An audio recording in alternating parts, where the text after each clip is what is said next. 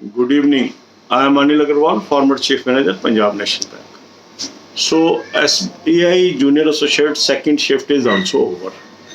And if we look at the comments and the performance of various candidates, now the overall performance in second shift is slightly lower than first shift. And the paper was tough to moderate. So once you are done with the examination and competition being fierce, it is very difficult to estimate the cutoff. Many of you are requesting, sir, tell us what is likely cutoff. So this year I am not making any cutoff video for this examination because it has become highly difficult to predict things. The way cutoffs behaved in prelim examinations, it is becoming very difficult to estimate and tell what is in store for us. So the best recourse is we have already appeared in the examination, we should wait for the result, and in the intervening period we should focus on study for forthcoming examinations. 3 exams are likely to come very shortly: SBI PO, IBPS PO, IBPS clerk. You may see some LIC exams and RBI exam also, although there is no confirmation, but some anticipations are going on.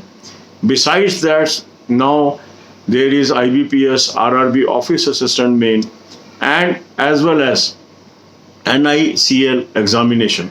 So instead of waiting for cutoff, discussion on cutoff, my advice is focus on future exams, continue giving the examination, and wait till result comes.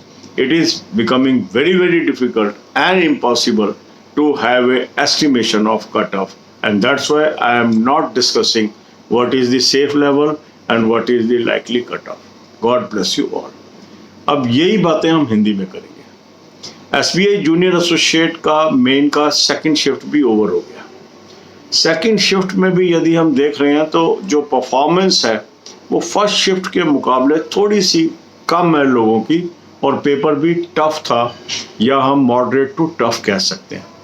Quant tough आया है, तो ऐसे के अंदर ये anticipation करना कि क्या सेफ लेवल है, क्या एंटिसिपेटेड कट ऑफ होगा, बहुत डिफ़िकल्ट हो चुका है। आपने देखा होगा रिसेंट जो रिजल्ट्स आए उसके अंदर कट ऑफ जो भी लोग एस्टिमेट कर रहे थे वो काफ़ी दूर तक भी कई बार कुछ स्टेट्स के अंदर अंदाजे से दूर निकल गए। तो ऐसे के अंदर जब कंपटीशन बढ़ता चला जा रहा है, ऐसे में जब लोगों की क्या परफॉर्मेंस आएगी उसको पास्चुलेट करना, उसको एस्टिमेट करना मुश्किल होता चला जा रहा है। तो मेरा मानना यह है कि हमें एस्टिमेटेड कट ऑफ की बात नहीं करनी चाहिए। हमने अपना काम कर दिया, रिज़ल्ट की हम वेट करें, जो भी रिज़ल्ट आएगा वो हमें एक्सेप्ट करना पड़ेगा। सही रास्ता क्या है? सही रास्ता ये है कि जो आने वाले एग्ज़ाम्स हैं उसकी तैयारी हमें निरंतर करते रहना चाहिए। 3 एग्ज़ाम हमें सामने नज़र आ रहे हैं, SBI PO, IBPS PO, IBPS clerk. हो सकता है LIC का भी कोई एग्ज़ाम देखने को आपको मिल जाए, और हो सकता है RBI असिस्टेंट का भी देखने को मिल जाए, ऑल्दो कोई कंफर्मेशन नहीं है इन एग्ज़ाम्स की। पर जहाँ तक IBPS PO है, SBI PO है, IBPS क्लर्क है, ऑलमोस्ट सर्टन है कि ये होंगे। तो इन एग्ज़ाम्स की आप तैयारी करिए। IBPS, RRB ऑफिस असिस्टेंट जिनका मेन है उसकी उनको तैयारी करनी चाहिए। NICL की तैयारी करनी चाहिए। जिन लोगों का आज IDBI का पास हो गया है उनको इंटरव्यू की तैयारी करनी चाहिए। जिनका IBPS RRB ऑफिसर का क्लियर हो गया है या जो दे के आए हैं, अभी रिज़ल्ट आने वाला है उसका, मतलब जिनको लग रहा है कि शायद वो पास हो जाएं, उनको इंटरव्यू की तैयारी करनी चाहिए।